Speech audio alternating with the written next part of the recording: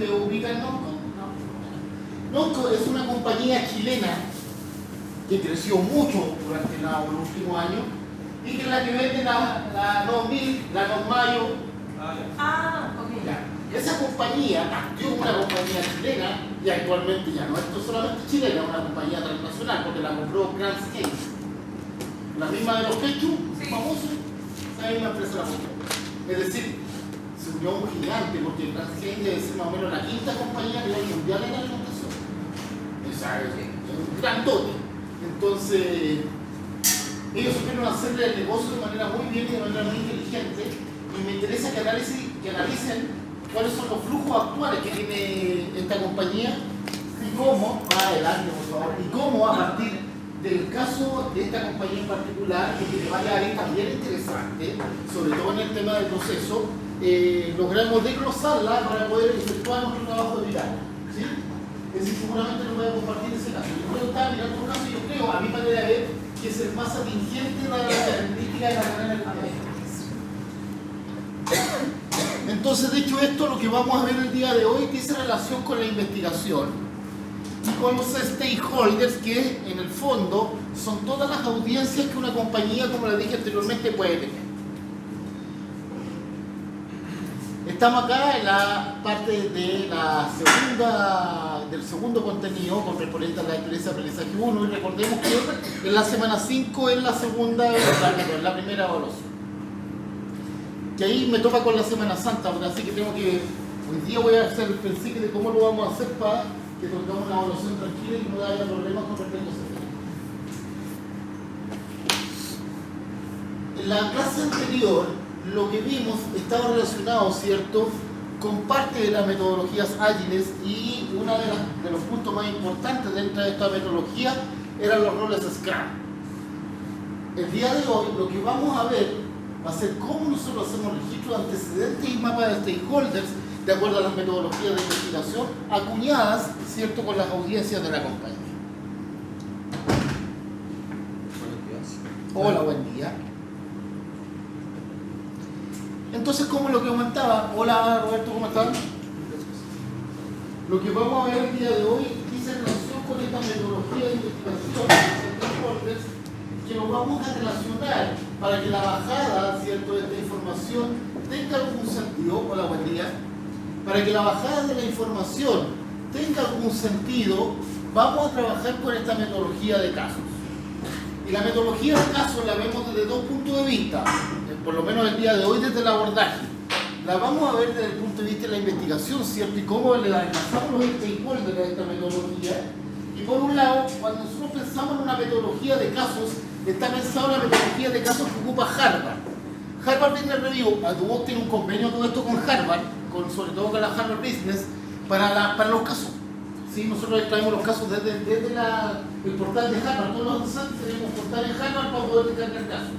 Casos académicos, casos practicables al mundo real. Es decir, cuando vemos casos acá, no vemos empresas ficticias, sino que vamos a ver casos del mundo real, casos de empresas reales. ¿Sí? No vamos a inventar ninguna empresa. Vamos a ver el caso del mundo real y de acuerdo a ese caso, que yo se lo voy a entregar en detalle, va a tener ciertas características para que lo podamos investigar desde ahí y trabajar. ¿Sí?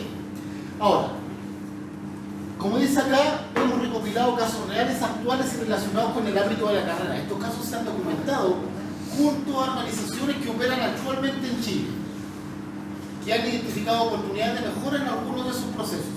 Cuando yo hablo de esta metodología de negociación principalmente de Harvard, es lo que aquí se ve, ¿cierto?, como este modelo cíclico, que es el win-to-win. ¿Qué significa el win-to-win?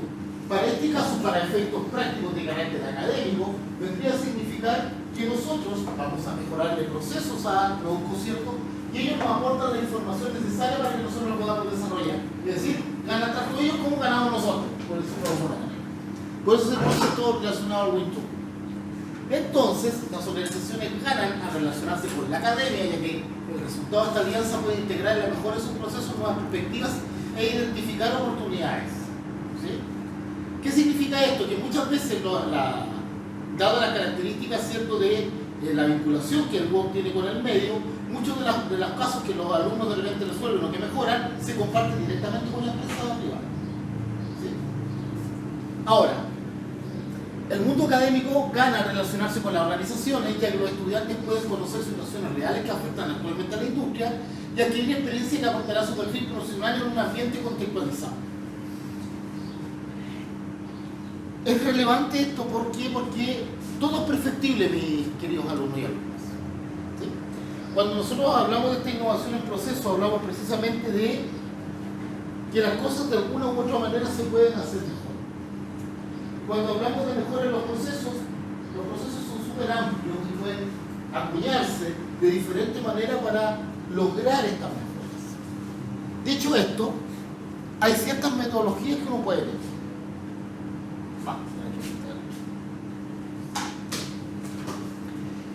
En caso particular, en el caso que, valga la redundancia, que les voy a compartir, va a ser el punto de partida de una investigación que permitirá a los equipos realizar propuestas de innovación de procesos en un marco contextualizado al ámbito de la carrera.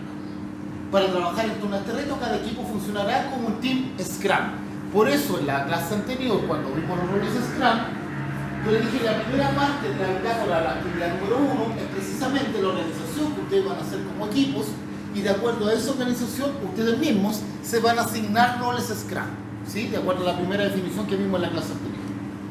Entonces, ¿qué vamos a hacer de acuerdo a esta metodología? Lo primero, vamos a descubrir el contexto. ¿Qué significa descubrir el contexto? Como aquí bien dice, realizar una investigación cual y cuantitativa que le permitirá comprender el caso y su contexto. Voy a explicar un poco el término de cual y cuantitativa porque tiene unos bemoles ahí importantes que voy a tratar. La metodología de la investigación se puede clasificar en varios tipos de investigación, pero acá para efectos prácticos los vamos a agrupar en dos grandes tipos. El primer tipo, o la buen día, el primer tipo de investigación que nosotros vamos a definir, por decirlo de alguna manera, es la metodología cualitativa. ¿Qué significa la metodología cualitativa? Que a través de una investigación que tiene que ver con cualidades, es decir, con ciertas características, vamos a describir fenómenos en función de cosas que nosotros podemos observar, ¿sí? Fenómenos que nosotros podemos observar que se están dando a través del análisis de este caso. Y cuando hablo de observar, no solamente digo que sea una observación directa, sino que también puede hacerse observación desde el comportamiento del caso propiamente tal, de acuerdo a las características que tiene la empresa, y adicionalmente yo puedo investigar sobre el caso, ¿cierto?, en lo que puede haber tanto en la web como en la bibliografía que existe en relación a este caso. Desde lo cualitativo se generan cosas en lo cuantitativo. La metodología cuantitativa ya es una investigación que lleva los fenómenos que uno observa a cosas más numéricas y correlacionales desde la estadística, ¿sí? Es decir, la metodología, tanto cualitativa como cuantitativa, tiene una relación de causa y efecto. Eso es lo que estoy tratando de decir en resumidas cuentas. Es decir, no existe lo uno sin lo otro. Para que existan números, tienen que haber fenómenos asociados a los números, ¿sí? Los números no salen porque sí, salen por algo. Y ese algo es lo que define la metodología cualitativa, ¿sí? Y los números son la metodología cuantitativa, es decir, la cantidad. Me explico, y digo un ejemplo del área de finanzas para que ustedes me lo puedan comprender mejor, ya que son expertos en esa materia más que yo. Si yo obtuve resultados negativos en el balance, al cierre del balance general en un año, ¿sí?, fue porque algo no hice muy bien, ¿cierto? Ese que algo no hice muy bien, si yo lo quiero investigar, va a ser parte de una metodología cualitativa. Es decir, yo voy a determinar por qué se produjo el fenómeno que me hizo obtener resultados en lo cuantitativo. Es decir, son relaciones de causa y efecto, ¿sí? Así como el NEXT. Entonces, una vez que yo descubro el contexto, mediante cualquier metodología utilizada o al mezclar estas metodologías, voy a pasar al segundo punto, que es el poder distinguir. Es decir, yo una vez que investigo, recién voy a poder distinguir cuáles son los problemas que yo tengo y relacionarlos con diferentes perspectivas, principalmente en este caso que nos convoca para esta asignatura, perspectivas relacionadas a la innovación. Es, perfecto, Yo aquí veo un fenómeno que se está determinando en una empresa en particular y que está trayendo ciertas consecuencias, ¿cierto? Estas consecuencias, ojo, pueden ser tanto positivas como negativas. Yo di un ejemplo solamente para ponernos en un contexto en particular, pero acuérdense que las consecuencias pueden ser tanto positivas como negativas. Entonces, en este caso, me perturba ese mensajito, perdón. Entonces, lo que hacemos es, perfecto, hice una investigación mediante metodología y ahora lo que yo veo y los derivados de investigación es que yo puedo obtener o distinguir ciertas problemáticas que están a la base de lo que yo investigué. ¿Sí? Determino cuáles fueron las causas problemas que me determinan por qué se está produciendo lo que se está produciendo en el fondo. Y como tercer punto, esto me olvidé mencionarlo y es relevante. ¿Cómo se hace eso? A través de una metodología. No sé si ustedes han escuchado hablar del benchmark. ¿Sí? ¿Usted sí, Roberto? ¿Se acuerda más o menos lo que era el benchmark o no? Como concepto, ¿sí? Es como una medición de lo que el área informática más que nada. Hacerle pruebas de la capacidad que tiene el computador. Perfecto. En ese caso, informática lo que hacen es hacer un cruce, ¿cierto? Entre la capacidad real versus lo que yo tengo, es decir, podemos determinar brecha. Acá, en terminología más investigativa y sobre todo lo que nos convoca al ramo, vamos a hablar de un benchmark, sobre todo enfocado a la parte más administrativa que informática, Roberto, lo vamos a hablar desde el punto de vista, lo voy a enfocar en ese lado más ingeniería administrativa de su formación. El benchmark no es otra cosa que replicar buenas prácticas que el mercado tiene. ¿Sí? Yo investigo empresas que sean similares a las del caso, ¿sí? Hago una investigación, si la queremos llamar así, de mercado. ¿Para qué? Para poder cumplir algún objetivo investigativo determinado que yo me plantee. ¿Para qué? Precisamente para tener parámetros de medición y ver qué cosas está haciendo el mercado de manera correcta para poder replicar las buenas prácticas. Profesor, ¿y eso está permitido? Sí. Porque suena como práctico. ¿Cierto? Pero está permitido. Les doy un ejemplo. Retail. Imagínense el retail. El retail tiene cosas que son muy parecidas entre sí. Ejemplo, sobre todo en los programas de bonificaciones, famosos puntos. Ya, va a acumular puntos por cada compra que usted haga. ¿Eso lo tiene un retail o lo tienen todos? Prácticamente todos. Es decir, se copiaron las buenas prácticas, se replicaron las buenas prácticas. Esa buena práctica que está replicada en el retail se hizo seguramente a través de técnicas como el benchmark.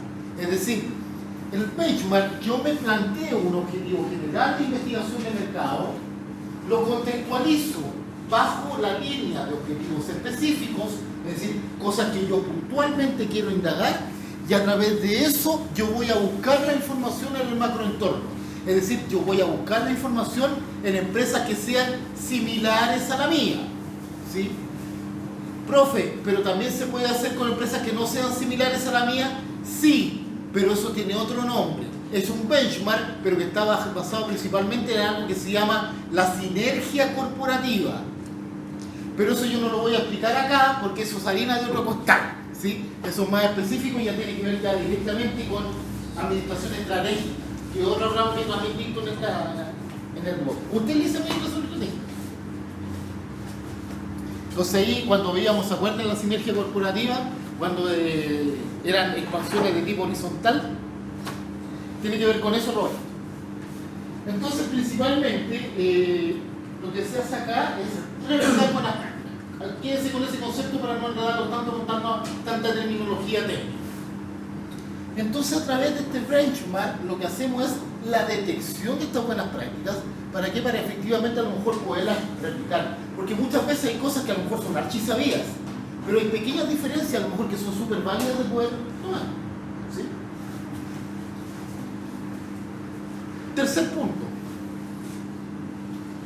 Proponer y comunicar las propuestas, es decir, van a ser justificadas en el proceso anterior e identificando los riesgos que cada una de estas cosas puede tener. Porque si bien es cierto, cuando replicamos prácticas, Estamos replicando ciertas cosas que a lo mejor nos van a dar ciertas características que nos van a permitir desarrollar mejor un proceso o una industria. Pero también eso va apuñado no solamente con florcina, sino que también hay cosas que hay riesgos que se toman. ¿Sí? Riesgos como de qué tipo, profe, volvamos a su carrera. Inversión. Cuando usted invierte, ¿le va a llegar el retorno del 100% de su inversión o no? Nunca, pues es muy raro, ¿cierto? A no ser que el negocio sea espectacular. Pero generalmente el retorno de la inversión no va a ser, el margen no va a ser tan amplio. ¿Por qué? Porque precisamente yo invierto en algo que me va a permitir ciertas características en el tiempo también. Y eso también se deprecia y de todo un tema que ustedes manejan mejor que yo. Pero evidentemente también al momento de replicar buenas prácticas o al momento de invertir para realizar estas buenas prácticas, si bien es cierto, puedo a lo mejor obtener beneficios, que es la idea, rentabilizar, pero también voy a tener riesgos. Cuando trabajamos con riesgos, los riesgos siempre están latentes, sobre todo cuando uno trabaja con metodología de proyectos. ¿Sí? Un consejo muy importante, si a ustedes les va a tocar trabajar con proyectos alguna vez, no solamente en las fichas de proyecto, oye, esa es una regla que tengo que llegar hace mi tiempo, ¿no? Tengo que hacer la ficha de proyecto que la tengo pendiente, el PMO la estaba ahora. Cuando ustedes hagan fichas de proyecto, no solamente basen sus objetivos y las métricas en las cuales ustedes van a medir los KPIs, ¿cierto? Sino que también, les doy un sabio consejo de profe, guarden algún espacio donde ustedes puedan poner las posibles causas de desviación del proyecto. ¿Qué significa eso? Que les va a permitir planificar en el caso que se produzca algo que ustedes no querían que se produjera. Es decir, cosas que le pueden tirar el proyecto para atrás o que lo pueden detener o que lo pueden hacer más lento. ¿Sí? Por ejemplo, me pasó hace un tiempo atrás que uno de mis proyectos que yo tenía en la compañía era el que tenía que capacitar a toda la línea de montaje de la empresa en que yo trabajo en las nuevas metodologías de paneles eléctricos de las grúas. Estoy inventando una cuestión súper técnica. Y resulta que en las fechas que yo me propuse hacer eso, los montajistas no estuvieron operativos para poder capacitarse. ¿Por qué? Porque justo nos salió un proyecto que era muy bueno para la compañía. ¿Sí? Y tuve que mandar a los montajistas a la minera, tuve que mandar a Royahuasi, tuve que mandar a montar. Entonces se fijan ahí, hay un propósito que me desvió mi proyecto, un riesgo que yo no tuve contemplado en su momento y que se produjo. Y que después el proyecto lo hice, pero lo tuve que aplazar. ¿Sí? Entonces, ¿qué les va a permitir? Que visualicen ciertas desviaciones en los proyectos o ciertos riesgos, les va a permitir planificar. Y cuando ustedes planifican los riesgos que podrían producirse, los riesgos también se van minimizando y se van controlando. Por eso es importante que cuando trabajen con metodología de proyectos no solamente consideremos la rentabilidad de los beneficios, sino que también los posibles riesgos que podamos tener al momento de aplicar un proyecto. ¿Sí? ¿Vamos bien hasta acá? Ok, fantástico.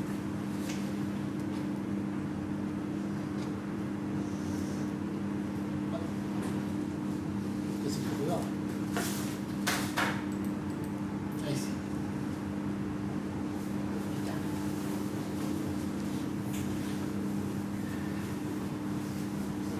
En el caso de la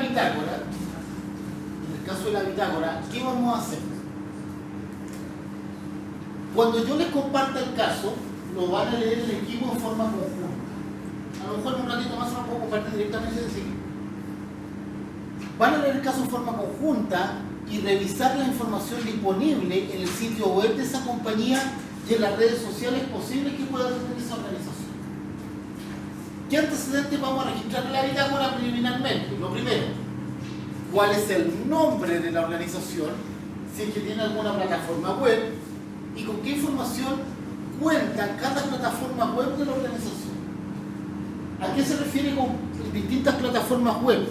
Hay compañías, no todas evidentemente, que trabajan con una distribución organizacional que es por producto y que muchas veces tienen plataformas web para cada uno de sus productos. ¿Sí? Les voy a poner un ejemplo. Yo trabajo, veámoslo mejor porque es mucho más fácil de visualizar.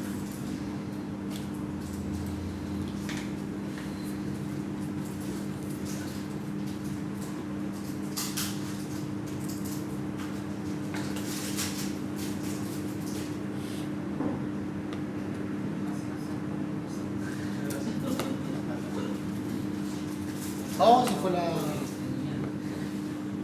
Nos fuimos a negro.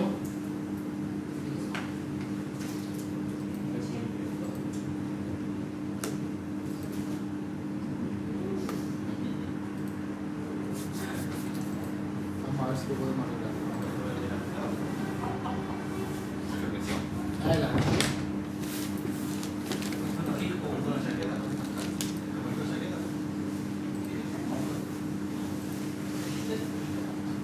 Ya, ahí sí.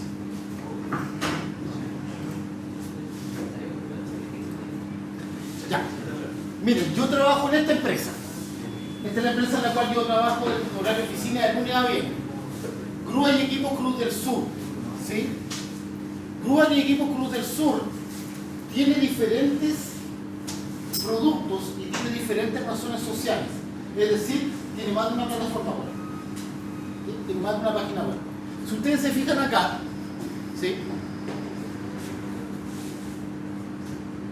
¿Dónde estará esta página? ¿Estará en industria?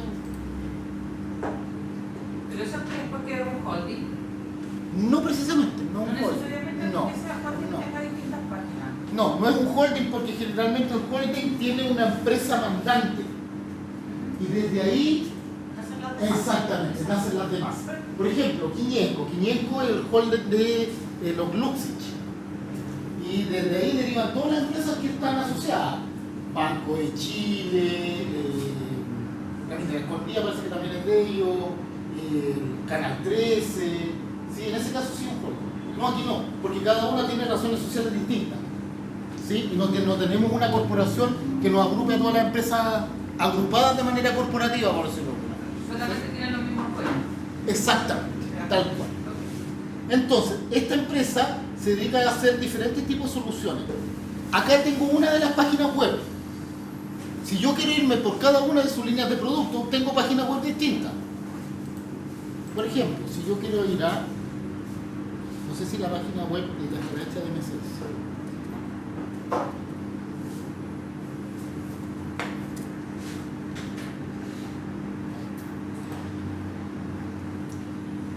Ahí tienen para su línea de producto, para su oferta de valor diferenciada, una página que es de la misma empresa. Si ustedes se fijan, dice MCS y abajo dice Grúa y Equipo Cruz del Sur, se ve bien chiquitito. ¿Sí? Ahí tengo otra plataforma de la misma empresa. ¿Cuál es la diferencia? Que en la anterior página que yo les mostré, ¿sí? Es la empresa que es el paraguas más grande y que agrupa a estas otras empresas. En este caso MCS, si ustedes se fijan, lo que hace es principalmente arrendar maquinaria, ¿sí? Y maquinaria para empresas de obras importantes.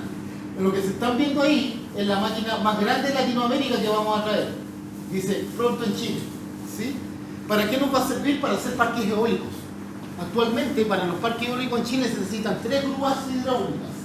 Nosotros con una vamos a poder hacer parque eólico, lo cual va a dar un valor agregado a la... Entonces, esta cuestión es un monstruo, chiquillos, de grúa. Sí, una cuestión gigantesca. Miren el porte que tiene esa pluma. Es enorme. Miren todo lo que se le da. ¿Y viene ya armada o la tiene que No, armar? viene desarmadita. Ah, ya. Viene desarmadita y nosotros contratamos a un ingeniero iraní para poderla armar. Porque en Chile no hay capacidad técnica. Entonces tuvimos que contratar a alguien de afuera. Esta cuestión es un monstruo. Si le suena el logo, esta es la misma empresa que está haciendo el Metro de Santiago. Ahí está, miren, el tremendo monstruo de máquina. Tiene como 9 ejes, un camión gigante.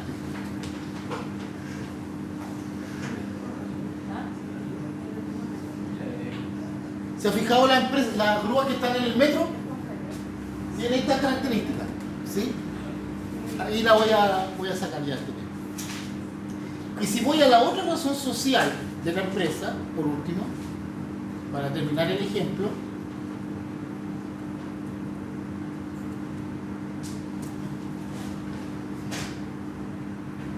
otra vez el actual negocio. Voy a poner ese máquina. Ahí está. Y ahí está la otra razón social. ¿Sí? Esta es la otra razón social de la empresa donde tiene otra plataforma web. ¿sí? Y en esa plataforma web, si ustedes se están dando cuenta, es maquinaria, pero de otro estilo de maquinaria. Es maquinaria para el mundo intralogístico. ¿Sí? Es maquinaria principalmente sustentada en energía eléctrica. Y miren la palabrita que está arriba. ¿Sí? Nosotros somos una empresa que innova mucho. Y es por eso que yo estoy aquí. ¿Se acuerdan cuando dije, ¿qué hace un psicólogo clínico haciendo la clase a ustedes? Bueno, porque trabajo en esta doctrina. ¿Sí? Entonces, algo de agüita ahí bajo el puente. Entonces, nosotros hacemos mucha innovación. Somos una de las empresas mandantes en Chile a nivel de maquinaria que innova mucho.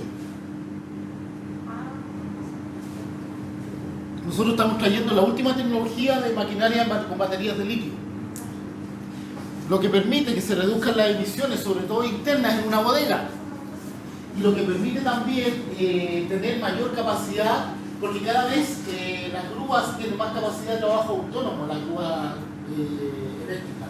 Antiguamente era algo que se criticaba mucho, que las baterías eran muy grandes, sobre todo las que trabajaban con ácido plomo, y que duraban unas pocas horas y después había que volverlas a cargar. Actualmente la autonomía de las grúas son súper amplias y las baterías ya no son tan grandes. Y cada vez la tecnología en relación a la batería o al tema eléctrico de los vehículos se va desarrollando más. Es todo un tema bien bonito en el rubro. Yo me entretengo harto por lo menos. Se comprende ahora más o menos cuando yo les comento el tema de que una empresa puede tener diferentes plataformas web. ¿Sí? Puede tener una página web única como puede tener varias. Eso es lo que me explicaba y lo quise hacer un poco más gráfico con el ejemplo. Posteriormente, lo que vamos a concretar son los antecedentes de la organización. Y estos antecedentes pueden que estén directamente en el mismo caso. ¿Sí? Hay mucha información que ya está derivada en el mismo caso que yo les voy a enviar. ¿Qué temas vamos a ver ahí? ¿En qué año inició y quiénes la crearon? ¿Qué problema solucionaba y a través de qué lo hacía y quiénes eran sus clientes en un inicio? Posteriormente, ¿cuál es la situación actual de la organización? ¿Qué problema soluciona y a través de qué lo hace? ¿Quiénes son sus clientes y qué alianzas tienen actualmente? Les voy a spoilear un poquito el caso para que tengamos una guía referencial. Cuando partimos analizando Nonco, lo primero que se nos viene a la cabeza es que es una empresa que efectivamente trabaja en el rubro alimenticio, pero es un rubro alimenticio que tiene un segmento de clientes que es bien particular. Nonco principalmente fabrica alimentos para quién? Para las personas veganas, las personas que no consumen proteína animal. ¿Sí? ¿Cuál es lo interesante de esto? Y por eso le dije que les voy a spoilear un poquito el caso, que Nonco tiene una característica diferenciadora que es bien poco repetible en el mercado. Ellos tienen un chef virtual. ¿Cómo, profe? Sí. Ellos tienen un chef virtual. Es decir, quien hace las mezclas de las proteínas vegetales para lograr replicar sabores, texturas y colores, ojo, ¿sí? Para que los alimentos tengan una apariencia atractiva, ¿cierto? Y sean agradables al paladar, no son personas humanas. Esa es la característica de esta empresa, por eso lo hace tan interesante.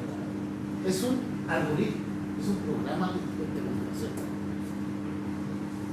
Y tiene un nombre de chef. ¿Saben cómo se llama? Josep. ¿Sí?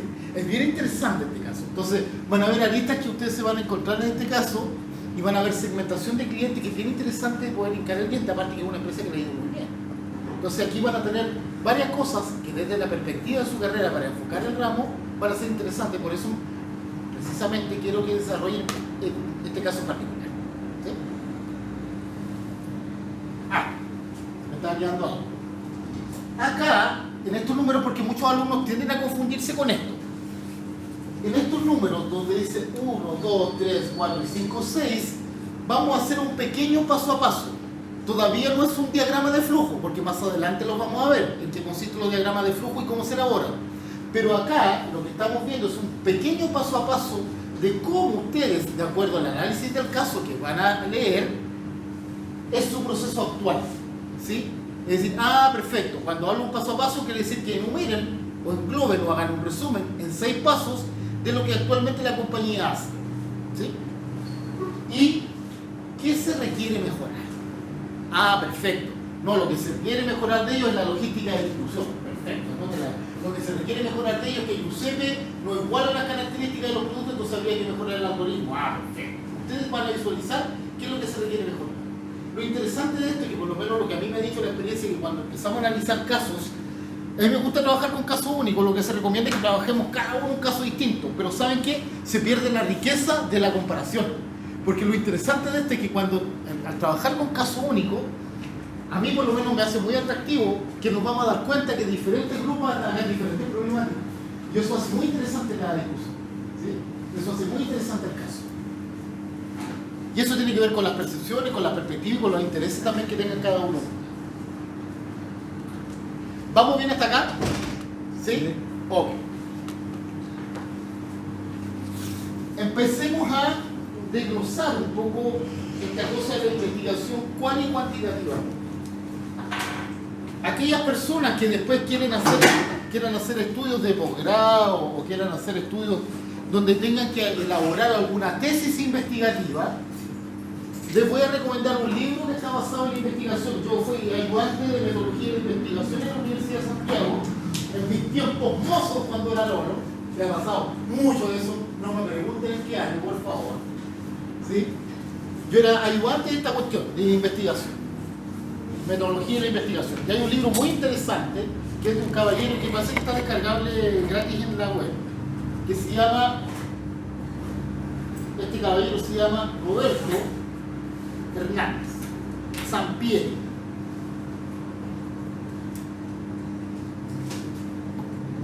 Roberto Hernández Sampieri, y él tiene un libro muy interesante, sobre todo para aquellas personas que quieren después hacer su portafolio de títulos y quieren seguir ciertos patrones metodológicos que hay, donde tienen que hacer justificaciones desde lo cual y cuantitativo. El libro se llama Metodología de la Investigación. Es un libro muy bueno.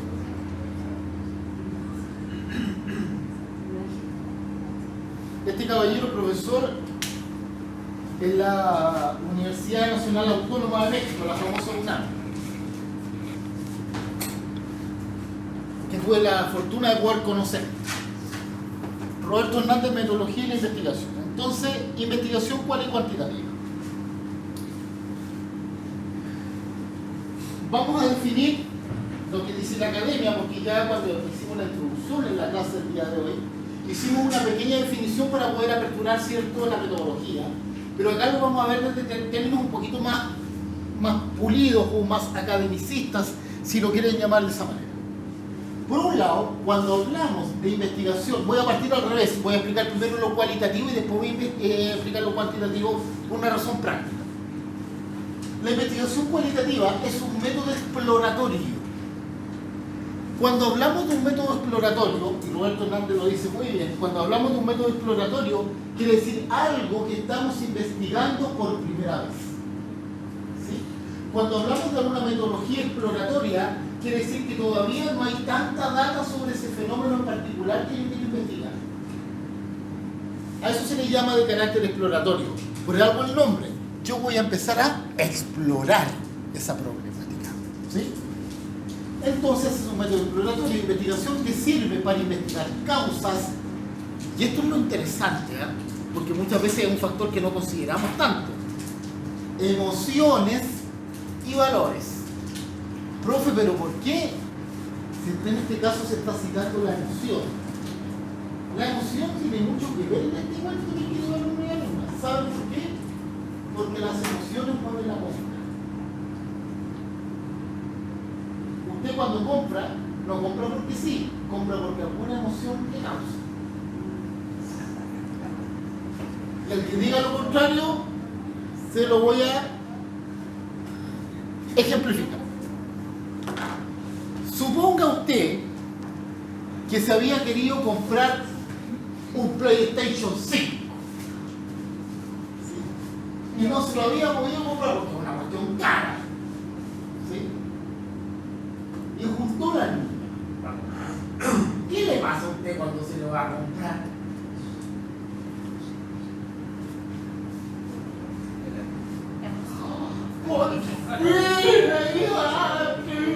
Hasta su lagrimón le cae. ¿Sí? Entonces, la compra está afecta por causales emocionales de mayor o menor magnitud dependiendo de lo que uno compre. No es lo mismo comprar un PlayStation que ir a comprar el pan en la esquina. ¿Sí? Pero conscientemente también provoca una emocionalidad. El comprar algo provoca, o si no los malls no serían tan grandes ni tan famosos ni ganarían tanta plata. ¿Sí? La compra está vinculada a los factores emocionales. Y ojo, que mucho proceso también interviene, ¿cierto?, para que el factor emocional después tenga repercusiones en lo cuantitativo. Mira qué interesante. ¿Cómo qué, profe? Vamos a la carrera de ustedes. Supongamos que la gestión de recursos humanos de una empresa ha sido deficiente y la rotación del personal es alta. ¿Sí? ¿Quién lo sabe en la rotación de personal? En un KPI, que es el índice de rotación de personal, que indica la bibliografía que las empresas sanas tienen un menor a un 15% anual de rotación de personal. ¿Sí? Supongamos que la rotación pasa eso. Lo pasa. Ya, supongamos que tenemos una empresa que tiene un 20% de rotación. ¿Qué involucraría en términos de costos eso? En términos financieros. ¿Qué involucra? Gasto en capacitaciones, gasto en despido. Justamente, muy bien, Roberto. Hay un gasto mayor. ¿Y hay un gasto mayor en qué? En finiquitos, en reentrenar a la gente que va a venir nueva. Hay costos importantes también asociados a la selección y reclutamiento de personal, sobre todo si yo le pago una plataforma o una empresa externa para que me lo traiga. Es decir, hay costos por todos lados, chiquillos y chiquillas. Profe, ¿pero qué cresta tiene que ver eso con el factor emocional? Mucho, porque muchas veces las personas se van de las empresas, no por las empresas, se van porque se sienten incómodas. Y principalmente se sienten incómodas, ¿por qué? Porque no tienen buenos jefes. ¿Eso es un factor emocional o no es emocional? Claro que sí. ¿Que va a tener una repercusión? Sí. ¿Y que va a tener una repercusión económica? Sí. Por lo tanto, tiene una repercusión en el ámbito cuantitativo, que es un fenómeno totalmente cualitativo. Por eso estas dos investigaciones van apañadas y aparejadas. ¿Se entiende el ejemplo? De por qué van juntitas y por qué se llama investigación cual y cuantitativa. Porque un fenómeno no puede estar sin el otro. ¿Sí? Es algo a mí que me cuesta mucho decirle a los directores, ¿ah? Porque a los directores les gusta ver los números nomás. Hola, adelante. Hola, ¿quién es usted? A los directores les gusta ver los números. Ya con marico, échase la corta. No tanta chacha, me dicen a mí los directores de la empresa. Y yo que soy bueno para hablar. Entonces yo digo, pero escucha, es que le tengo que explicar de dónde salen los números, pues. Si no, ¿cómo? Si los números no están ahí por sí solos. Entonces va aparejado lo uno con lo otro. La meta de los estudios cualitativos es descubrir y explicar que ocurre un fenómeno o comportamiento. ¿Sí? Es decir, lo que hacemos en el fondo, mis queridos alumnos y alumnas, es hipotetizar con respecto a un fenómeno. ¿Y qué significa hipotetizar? ¿Sí? ¿Qué es lo que es una hipótesis? Algo que no está comprobado. Muy bien. Es una creencia que yo me puedo hacer, ¿cierto? Pero que todavía no está comprobado científicamente. Por eso cae en el terreno de la hipótesis.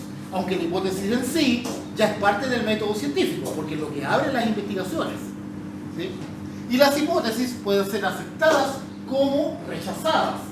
Ahora, si son aceptadas como rechazadas, ambas de igual manera contribuyen al método científico y al desarrollo de la ciencia. Vamos para la segunda parte. Una vez que yo hago este levantamiento de estos fenómenos cualitativos, es decir, cierto, las razones de las causas de los fenómenos y de por qué estos se producen, voy a los efectos. Y uno de los efectos son los números, donde ustedes son más expertos que yo. Y en los números vamos a tener esto que se llama la metodología cuantitativa, que me va a permitir y analizar desde estos efectos, ¿cierto?, cómo yo puedo hacer tratamiento de datos para efectuar mejoras. En términos academicistas lo definimos como un método de investigación que es de carácter sistemático, es decir, tiene una metodología que uno puede seguir, un enfoque de entrada, de proceso y de salida. Se trata de datos conducidos en el enfoque para responder a preguntas de investigación que son de carácter un poco más específico. Como por ejemplo, el seguimiento de los camellos. ¿Por qué se están produciendo? ¿Cómo yo lo puedo verificar de un semestre a otro, de un año a otro? ¿Se disminuyeron? ¿Aumentaron? ¿Por qué? ¿Sí?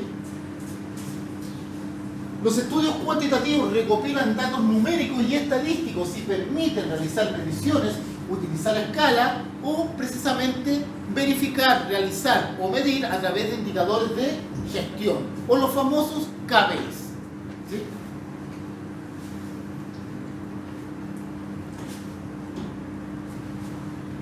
Bueno, ya me dio calor ya.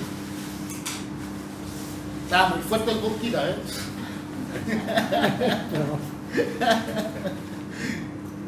Ya, entonces.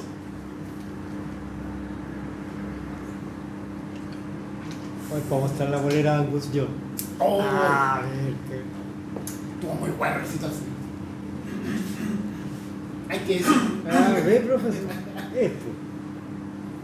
Esta investigación cual y cuantitativa es una investigación, como bien dice ahí, que es de carácter mixto. Es decir, esto ocurre cuando se combinan ambos elementos, tanto investigación cualitativa como investigación cuantitativa. Y es una forma de congeniar ambas metodologías fusionando estos métodos para obtener qué mejores resultados. Principalmente resultados más pulidos, de causa y efecto. ¿Sí? No ponemos los números por poner los números, ni solamente hacemos investigación exploratoria solamente por determinar un fenómeno, sino que vemos las causas y el efecto que está produciendo esto. En este enfoque se recopila, analiza e integra tanto la investigación cualitativa como cuantitativa, como recientemente vimos. La investigación mixta permite amplitud y profundidad de la comprobación y corroboración, además de compensar las debilidades que se observan en el uso de ambos enfoques por separado. ¿Sí? Profesor, ¿se pueden ocupar ambos enfoques por separado? Sí. ¿Yo puedo hacer investigación cualitativa sin investigación cuantitativa? Sí. ¿Puedo hacer investigación cuantitativa sin investigación cualitativa? Sí. Eso va a depender de qué? Del fenómeno que usted está investigando y los objetivos que usted se propuso cuando investiga. Pero, para nuestros efectos, para poder acuñar procesos que van a estar en mejora de parte de nosotros, nos sirve la metodología mixta. Nos sirve la metodología de causa y efecto.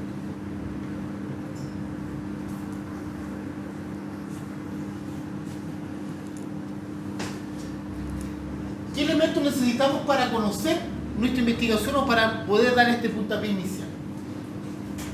¿Qué cosas debemos conocer en relación al parto por lo cualitativo? ¿Qué relación tenemos que conocer para considerar, por decirlo de alguna manera, o comenzar o determinar esta investigación cualitativa? Primero que todo, conocer quiénes son nuestros stakeholders. Es decir, quiénes son nuestras audiencias. Cuando hablo de audiencias, como les dije anteriormente, sobre todo ahora, lo refuerzo un poco para los alumnos que no estuvieron en la primera parte de la clase, los stakeholders son todas las audiencias que una organización puede tener. Sobre todo que muchos lo definen como las partes interesadas de una organización. ¿Sí? Y ojo que de repente hay partes interesadas que de repente no están de manera tan directamente interesadas hasta que se produce un problema. Ay, ¿cómo qué, profe? Pensemos, por ejemplo, en una industria que ha estado muy cuestionada últimamente.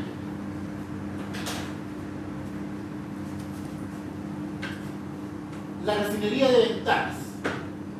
¿Les suena? Ventanas es una localidad costera en la quinta región que tiene altos índices de contaminación. Incluso los niños lo han tenido que sacar de los colegios porque están intoxicados por elementos químicos emanados de esa industria. Usted puede decir, bueno, los stakeholders de esta empresa son los ejecutivos, los empresarios, los directores, los colaboradores, los proveedores y la comunidad circundante. Y a lo mejor la comunidad circundante no tiene tanta interacción con la empresa hasta que hay una interacción. Y en este caso, por ejemplo, la consecuencia derivará, ¿cierto?, de la combustión de los elementos químicos procesados de esta industria. Ahora, ¿cómo repercute? Hay una palabra que tiene que ver y que después seguramente, cuando ustedes ya vean cosas un poco más de profundidad de administración moderna, hay algo que se llama la RCE. ¿Qué es lo que es la RCE? Es algo que cada vez tiene más importancia en una organización, y eso se llama la responsabilidad social empresarial. ¿sí? Y los últimos estudios de la Harvard Business Review ha dicho que esta cosa, la responsabilidad social empresarial, repercute de manera profunda, sobre todo en la reputación de las organizaciones. Y esto se traduce, y voy a la carrera de ustedes, en buenos o malos resultados bursátiles. ¿Sí? Es decir, entre más responsabilidad social tenga una empresa, de mejor manera se transa en la bolsa. Así de sencillo. ¿Sí? Por eso es relevante el ejemplo. Segundo, planificar cómo realizar una entrevista de investigación. Realizar una entrevista de investigación no es tan sencillo, no es llegar y hacer preguntas. ¿Por qué, profe, no es llegar y hacer preguntas? Porque cuando uno realiza una entrevista de investigación, uno tiene que ser cuidadoso al momento de plantear las preguntas. ¿Por qué? Porque ocurre un fenómeno cuando uno hace investigación. El método científico, y ustedes que son ingenieros saben, o si no lo saben se lo refuerzo ahora, de que el observador o el investigador siempre sesga el estudio. Y eso está demostrado científicamente. Es decir, yo si hago un estudio y quiero hacerlo totalmente objetivo, siempre va a haber algo de sesgo de mi parte en ese estudio. O porque quiero que la investigación salga bien, o porque quiero que las cosas vayan bien, ¿cierto? Pero es difícil pulir el fenómeno en su naturalidad y cómo se da, ¿sí? Siempre hay un sesgo investigativo. Y uno de los sesgos investigativos importantes que se produce al momento de realizar una investigación es precisamente al momento de realizar una entrevista.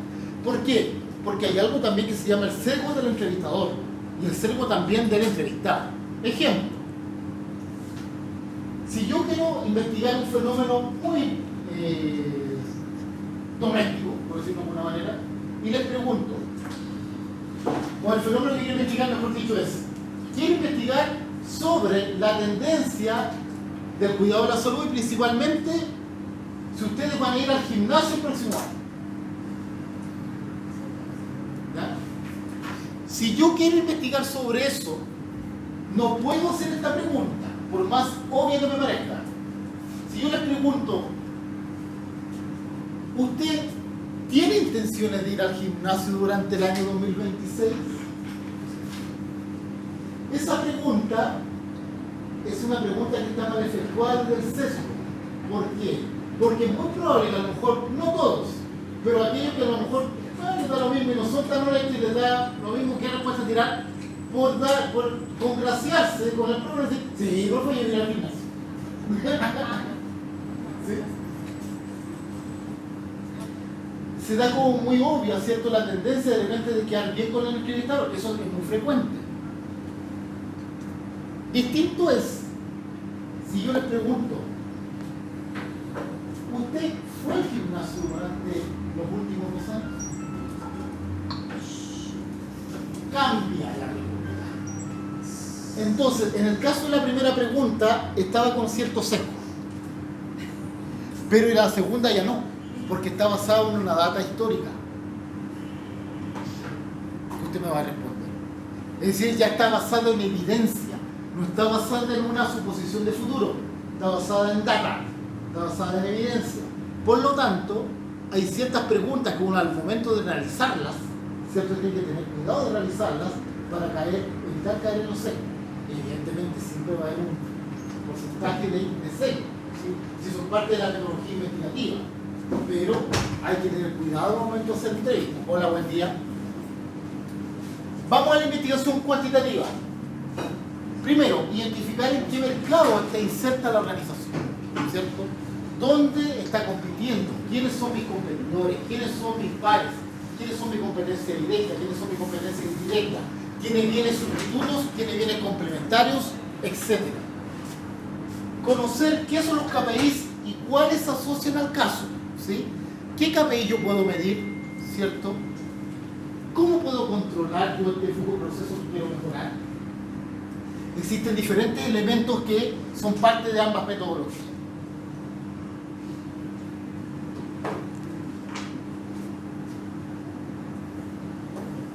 En el caso de la investigación cuantitativa, primero, identificar en qué mercado está inserta la organización. Para eso, ¿qué vamos a hacer? Clasificar el mercado en el que está inserta esta organización según ¿qué? Según el tipo de producto que éste tenga.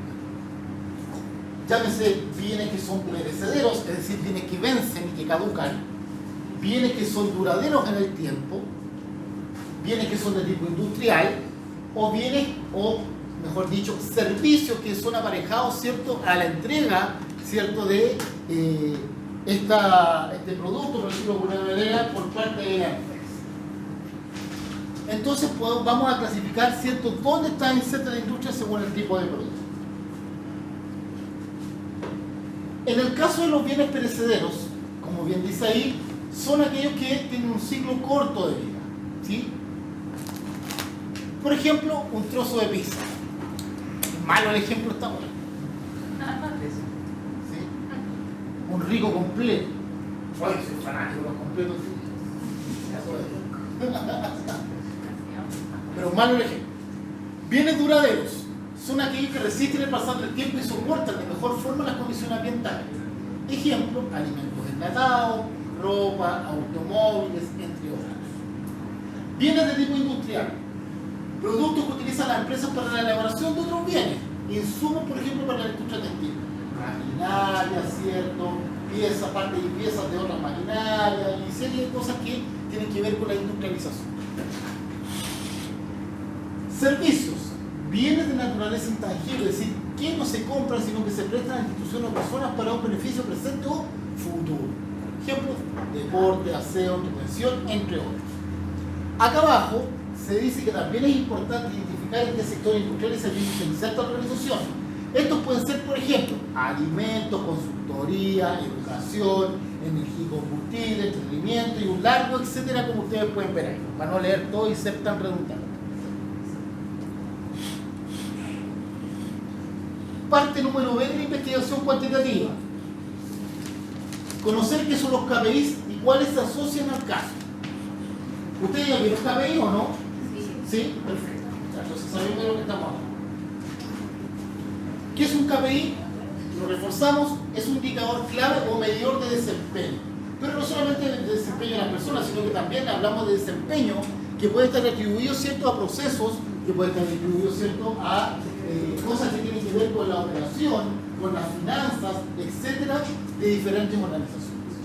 En el fondo son medidas de nivel de rendimiento. Este valor de indicador está directamente relacionado con un objetivo fijado previamente y normalmente se expresa en valores porcentuales, como lo que veíamos acá. El IRP es un KPI que está expresado en una tasa o porcentaje, en este caso anual, que vendría siendo un 15%. Hay empresas que rotan mucho, ¿eh? Por ejemplo, o rubros que rotan mucho. Por ejemplo, ustedes saben cuánto fue el KPI. Este es lo normal, una empresa sana, dice la bibliografía o los gurús de esta cuestión, que debería rotar un 15% anual. Pero por ejemplo, el rubro de la construcción, que es un rubro que rota mucho en Chile, que en el último año tuvo los peores resultados históricos. ¿Saben cuánto es el índice de rotación de personal de la construcción? Aproximadamente. Un poquito más. 50% fue el último año, según los datos del INE. No es algo que el pelado está inventando. ¿Cómo se relaciona un KPI con la investigación cuantitativa? En cuanto a los procesos de la industria, entenderemos la investigación cuantitativa como investigación en base a lo que les dije anteriormente, datos duros, estadísticas y KPI. En nuestra investigación inicialmente podemos enfocarnos en los KPI de la organización o bien en los KPI relacionados a la industria en lo cual está inserta. ¿Qué permite compararse con los KPI de la industria con los cuales está inserta? Tener un modelo comparativo. ¿Para qué? Para hacer lo que preliminarmente dijimos, por ejemplo, para hacer benchmark, para verificar buenas prácticas, o también puede ser para lo contrario, para no cometer los errores que el resto de la industria está cometiendo. ¿Sí? Precisamente se ocupa para eso. ¿Vamos bien hasta acá? Ok. Chiquillos, eso le iba a indicar antes que se me olvide, porque independiente de los conceptos o de las dudas que podamos aclarar en clase, por favor no limiten su contacto con el profe solamente en la sala de clases. ¿Sí? Yo les dejo esa puerta abierta. Es decir, a medida que vamos desarrollando la bitácora y ya van a empezar a meter mano en esta cuestión, van a ir surgiendo las dudas. ¿Sí? Al principio no, porque todos lo estamos viendo actualmente desde un poco más teórico, que van a hacer la bajada al grano. Pero ya cuando empiezan a hacer la bajada, empiezan a meter las manos en esta cuestión, ya les van a empezar a surgir las dudas. Yo respondo todos los mails y respondo todos los mensajes de baja que me envían. No dejo ninguno sin contestar. Así que por favor, no solamente utilicen los consumos que corresponden a la clase, sino que también aprovechen aquella instancia que el profesor les brinda y que ustedes puedan sacar las dudas sin necesidad del profe de presente. Ya, si me cuentan con eso. Ejemplos de KPI es algo interesante, por ejemplo, de ventas en e-commerce. Podemos tener los ingresos por ventas, la cantidad de pedidos totales, el valor medio del pedido, los beneficios del negocio, el retorno, el famoso retorno de la inversión, o ROI, ¿cierto? Abandono. ¿Le enseñaron ya a calcular ROI o no? ¿Y Vanity también? ¿Sí? Ya. O sea, tiene ciertas nociones de metodología de comprobación de proyectos, ¿cierto? Que está a la base de esto. Ok, buenísimo. Sexto, abandono de carrito, es decir, cuántos clientes abandonaron mi carrito en lugar de comprar. Ratio de devoluciones, es decir, cuántas devoluciones tuve, ¿cierto? Versus las compras. Clientes recurrentes o clientes frecuentes, productos que son más vendidos, ingresos de pago, ingresos por medio de pago, etc. Aquí puede haber un largo etcétera. ¿Sí? Yo encuentro súper entretenido el tema de los KPI, a mí me gusta mucho hacerlo.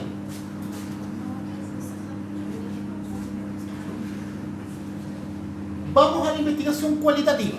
Ya vimos y tenemos cierta claridad que de acuerdo a lo que acabamos de revisar, entonces la investigación cuantitativa está basada en métodos que tienen que ver principalmente con un enfoque numérico y que se puede llevar a data comprobable y corroborable a través de la estadística, ¿cierto? Perfecto, ya tenemos claro ese enfoque. Vamos a lo cualitativo. Primero, vamos a conocer quiénes son los stakeholders, ¿cierto? Públicos de interés, clientes, inversionistas o dueños, colaboradores y comunidad, ¿cierto? Puede haber muchos más, este desglose puede ser un poco más amplio, ¿sí? Definitivamente. Aquí estoy citando los que son más relevantes para efectos prácticos y académicos que nos convocan. En el caso de los clientes, podemos hacernos la pregunta, en el caso de los stakeholders, podemos hacernos la pregunta es, ¿qué esperan de nuestra organización o de la organización que vamos a contextualizar y o del proceso puntual a lo mejor que queremos investigar? Entonces, por ejemplo, los clientes nos pueden responder cosas como que seamos efectivos, ¿cierto? Los inversionistas que son más eficientes en la operación. Los colaboradores que trabajemos con seguridad y buenas condiciones, ¿cierto? En la compañía, tanto de clima como medioambientales. Y la legitimidad del proceso en el caso de la comunidad. Es decir, que seamos una empresa que esté normal y reglada y que no hagamos transacciones que no son adecuadas de acuerdo, ¿cierto?, a la normativa vigente. Eso es por poner un ejemplo.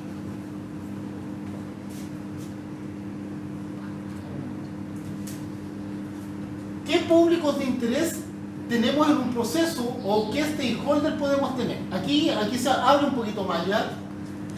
Podemos tener proveedores, podemos tener inversionistas o socios, ¿cierto? Tenemos dentro de la organización a los colaboradores, tenemos la comunidad circundante y tenemos los clientes, ¿cierto? Cuando hablamos de los colaboradores, los inversionistas y algo que está en la interna de una corporación, hablamos, ¿cierto?, de requerimientos de tipo vertical. ¿Sí? ¿Saben más o menos lo que es una integración vertical y una integración horizontal o no? ¿No? ¿Más o menos? Roberto, ¿usted se acuerda? ¿Qué es lo que es una integración vertical? ¿Se acuerda? No sé si estoy bien en el concepto, pero era una que la empresa, por ejemplo, sufría o sea, servía como proveedor propio. Exacto. Sí, puede ser como proveedor propio y la otra cosa es que cuando hablamos de integración, supongamos, chiquillos, vamos a poner el siguiente contexto. Supongamos que mi empresa es un carrito de sopaipilla. Esa es mi empresa, ese es mi emprendimiento. ¿Sí? Carrito de sopaipilla. ¿Sí? Carrito de sopaipilla, ¿sí? Si yo quiero integrarme verticalmente y mejorar mis procesos productivos, ¿sí?, yo puedo comprarle, ¿cierto? Puedo comprarle a un proveedor, ¿cierto? Le puedo comprar, no sé, su unidad de distribución de aceite. Si yo le compro su unidad de distribución de aceite, me va a servir, ¿para qué? Para mejorar mi proceso de aceite y que el aceite no esté tan quemado, ¿cierto? Al momento de freír la sopaipilla, ¿cierto? Cuando hago eso, estoy haciendo una integración de carácter vertical, porque para mejorar mi cadena de valor interna, como bien dice Roberto, para mejorar, ¿cierto?, mi proceso, o para mejorar mi calidad, en este caso el producto, ¿sí? Cuando yo hago integración de carácter horizontal, y mejor definir como expansión más que como integración, cuando yo hago expansión horizontal, quiere decir que yo expando mi rubro, o lo hago, ¿cierto?, mirando el macroentorno. Si yo tengo un carrito de suaipilla, el mismo que le acabo de definir, y no solamente quiero vender suaipilla, sino que le compro el carrito de completos a la señora del frente, lo que estoy haciendo es integración horizontal o expansión horizontal, porque estoy expandiendo mi rubro. Ya no voy a vender solo sopaipa, sino que también voy a vender completito. Y dale con un ejemplo de elementos en el tema. Exacto. Entonces, cuando hablo de integración vertical, atañe principalmente a la mejora del proceso interno. Cuando hago expansión horizontal, quiere decir que estoy haciendo expansión hacia el exterior, hacia el macroentorno, y que estoy teniendo nuevas características en el rubro que antes yo no disponía. ¿Sí? ¿Se entiende más o menos la lógica? Dicho esto, cuando hablamos de requerimiento horizontal, claro, vemos gente que está en el exterior de la empresa, como los proveedores o como los clientes.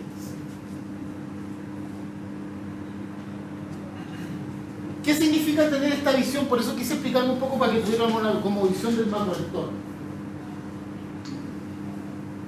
¿Qué es la visión horizontal del proceso?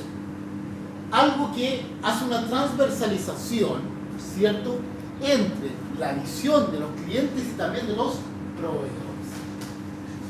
Cada proceso tiene clientes que atender y proveedores que lo atienden.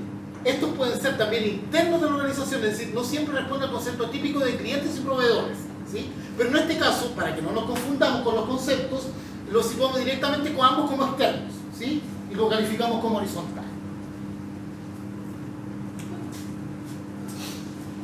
Verticalización. Por ejemplo, visión del dueño. Cada proceso tiene un dueño que se preocupa del uso de los recursos. En este caso, verticalmente. El inversionista en la organización y la organización en sus colaboradores, ¿sí? Es decir, esto es en cascada, como le dicen algunos, ¿cierto? Algún enfoque de la administración, sobre todo enfocado en comunicación y que tiene que ver con cómo se baja, ¿cierto?, cómo se baja la información, y en este caso vendría siendo cómo se bajan los recursos. Diga, pero encantado. ¿A la otra diapo? ¿La anterior?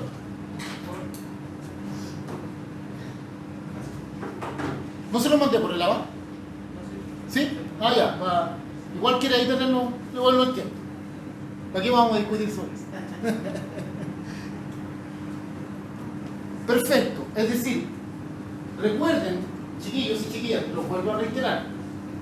Ustedes ya tienen la bitácora, ¿sí? Yo los voy a dejar trabajar de manera autónoma. Yo no los voy a presionar con respecto a eso. Ya estamos en una altura de la carrera en que el profesor no tiene que andar detrás de los alumnos para decirle que tienen que hacer la vez.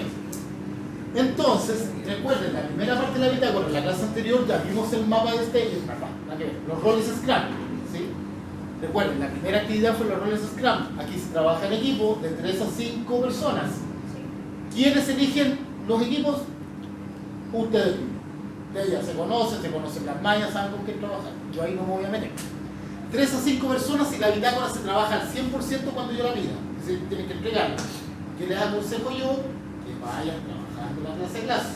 Porque cuando yo se la pida, ya esta cuestión tiene que estar terminada. ¿Sí?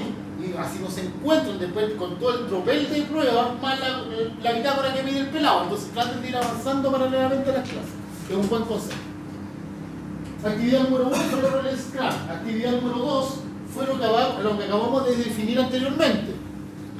Vuelvo para atrás para que no nos confundamos. Actividad número 2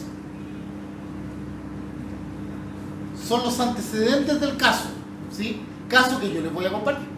Evidentemente van a extraer ese insumo. Y la tercera pata de esto es lo que estamos viendo acá. Hacer el mapa de stakeholders. Si ustedes se fijan, no son actividades que les vayan a involucrar un gran tiempo, chiquillos. Son ¿Ya? Son cosas relativamente sencillas. Mapa de stakeholders. ¿Quiénes son los proveedores de esta organización? En el caso que vamos a trabajar, que va a ser Notebook, ¿quiénes son los proveedores de Notebook? ¿Quiénes son los inversionistas?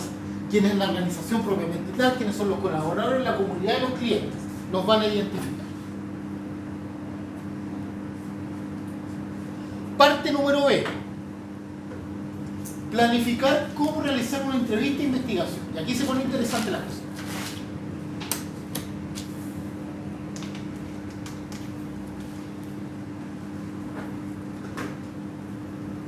Yo en los anuncios de ABA, cuando les comento que vamos a trabajar en la bitácora, van a ver actividades que a lo mejor no va a dar el tiempo para hacerlas acá. Pero van a ver otras que necesariamente las vamos a tener que hacer fuera. Llámese por tiempo, por disposición o porque efectivamente hay insumos que en la sala no vamos a ver. En las entrevistas, en el caso de la investigación cualitativa, recuerden que la entrevista es una herramienta de investigación cualitativa, complementan a la investigación cuantitativa. Es decir, si yo tengo un resultado cuantitativo como este, ¿cierto? Yo puedo ir a donde el gerente de recursos humanos a hacerle una entrevista y le puedo decir: señor gerente de recursos humanos, ¿por qué razón, motivo o circunstancia usted cree que su KPI durante este año o durante el periodo lectivo anterior fue de un 15%? ¿Sí? Y él me va a decir a lo mejor una serie de fenómenos que van a estar involucrados y que me van a complementar ese numerito que está ahí. ¿Sí? Es decir, nos va a permitir acceso a información con mayor detalle, con menos espectro de muestra y rica tanto en formato como datos para analizar. Cada equipo entrevistará a stakeholders relacionados con el caso. Es decir, ustedes, a través del caso de Notebook, van a preguntarle a stakeholders relacionados con el caso ciertas cosas que a lo mejor son necesarias investigar. No es necesario que le pregunten a gente directamente de Notebook, pero sí a lo mejor a clientes que consumen los productos. ¿Sí? Que son parte de los stakeholders. Aquí sean prácticos para trabajar, chiquillos. Yo no juzgo eso, ¿eh? No busco que sean tan rebuscados. Manejémonos con las herramientas disponibles que tenemos. ¿Sí?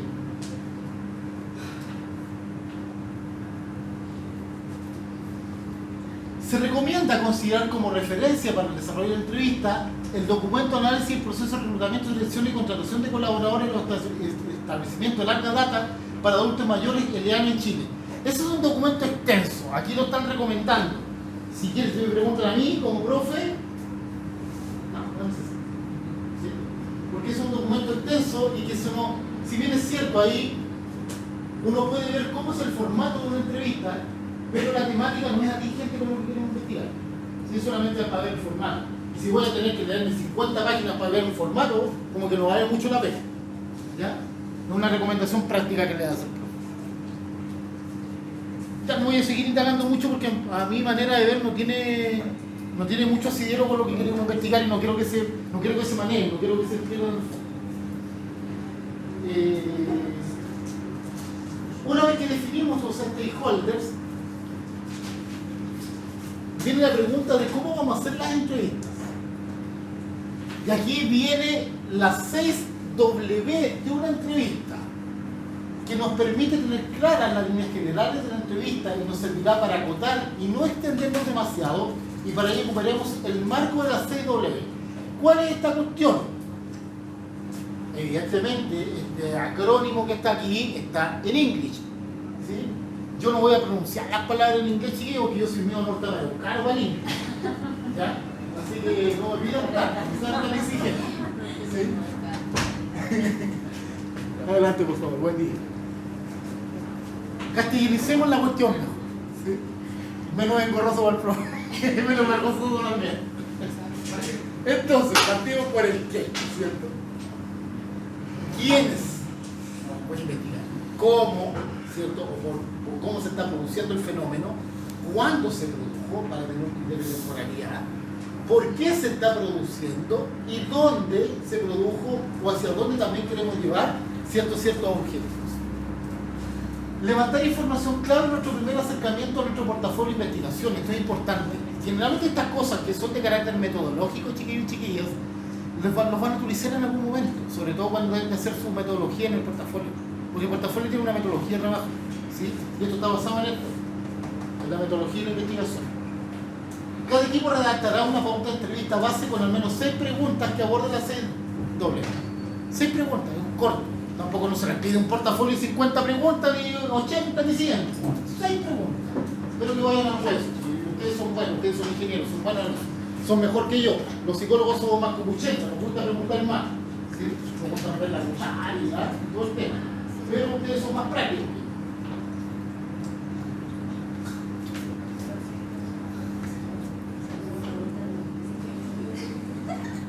Consideraciones relevantes. Consideraciones relevantes. Antes de la entrevista, si el equipo, y ojo con esto, miren, si el equipo no tiene acceso a los stakeholders, debe buscar clientes, colaboradores, proveedores o miembros de la comunidad relacionados a una industria distinta, pero con procesos similares. Por ejemplo, si su caso considera el proceso de traslado de alimentos congelados, puede entrevistar a personas relacionadas con el transporte de bienes en general, ¿sí? Eso también tiene un nombre metodológicamente hablando, ¿sí? Generalmente, cuando yo no tengo un grupo de relación directo, puedo preguntarlo a personas que a lo mejor tengan alguna relación con el proceso, ¿sí? Y eso metodológicamente es aceptado, porque no siempre vamos a encontrar de manera más fácil que otra, dependiendo de la industria que sea, ¿sí? Después de la entrevista es importante normalización y armonización de la entrevista. ¿Qué significa esto? Que después de la entrevista es importante tener una conversación de retroalimentación entre los integrantes del equipo para así conocer sus impresiones iniciales después de este hilo. Ahora, esto es bien romántico, chicos. ¿A qué me refiero con bien romántico? Generalmente los alumnos no hacen esta cuestión, ¿ya? Así que, a mi manera de ver, si me preguntan a mí, no les hago nada. Como les dije, sean prácticos. Seguimiento. Siempre es importante que los estudiantes revisen por segunda vez la entrevista para así lograr recopilar mayor información y también porque surgen preguntas para la siguiente clase. Eso puede ser. Si queda alguna duda, podemos contactarnos nuevamente con los entrevistados. Difícil.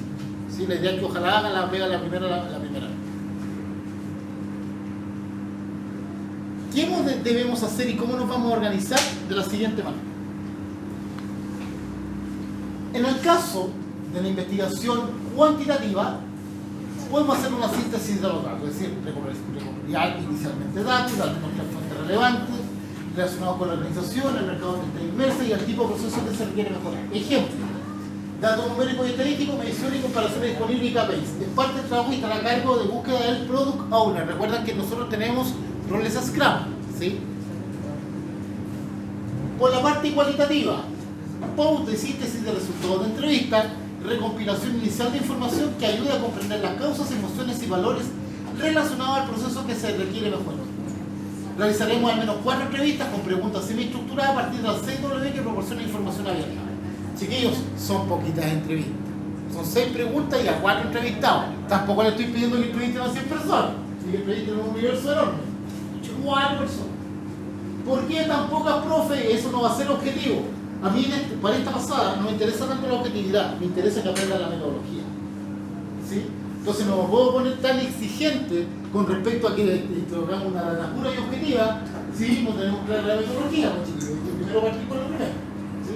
Y que me interesa principalmente que tengan clara la metodología, porque si tienen clara la metodología, después esa metodología puede ser expansible. Pero primero tenemos que saberla hacer.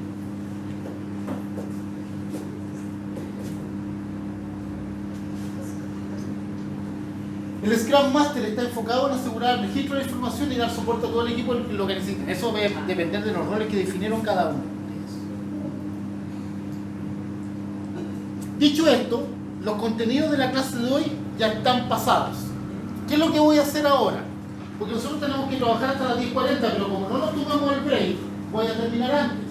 Pero no voy a terminar 10 minutos antes, no voy a terminar 10 minutos. ¿Les parece que terminemos a las 10:20? ¿20 minutos antes?